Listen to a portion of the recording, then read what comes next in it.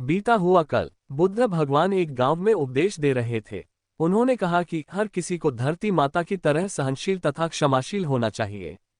क्रोध ऐसी आग है जिसमें क्रोध करने वाला दूसरों को जलाएगा तथा खुद भी जल जाएगा। सभा में सभी शांति से बुद्ध की वाणी सुन रहे थे, लेकिन वहां स्वभाव से ही अतिक्रोधी एक ऐसा व्यक्ति भी बैठा हुआ था जिसे ये सारी बातें बेतुकी लग रही थी।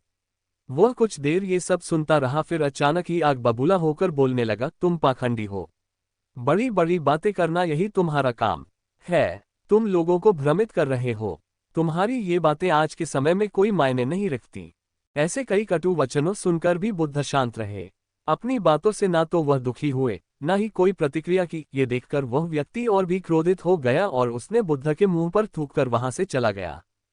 अगले दिन जब उस व्यक्ति का क्रोध शांत हुआ तो उसे अपने बुरे व्यवहार के कारण पछतावे की आग में जलने लगा और वह उन्हें ढूंढते हुए उसी स्थान पर पहुंचा। पर बुद्ध कहाँ मिलते, वह तो अपने शिष्यों के साथ पास वाले एक अन्य गांव निकल चुके थे। व्यक्ति ने बुद्ध के बारे में लोगों से पूछा और ढूंढते ढूंढते जहां बुद्ध प्रवचन दे रहे थे वहां पहुंच गया। उन्हें देखते ही वह उनके चरणों में गिर पड़ा और बोला, मुझे क्षमा कीजिए प्रभु। बुद्ध ने पूछा, कौन हो भाई? तुम्हें क्या हुआ है? क्यों क्षमा मांग रहे हो? उसने कहा, क्या आप भूल गए, मैं वही हूं जिसने कल आपके साथ बहुत बुरा व्यवहार किया था। मैं शर्मिंदा हूं। मैं मेरे दुष्ट आचरण की क्षमायाचना करने आया हूं। भगवान बुद्ध ने प्रेमपूर्वक कहा, बीता हुआ कल तो मैं वही छोड़कर आया गया और तुम अभी भी वही अटके हुए हो।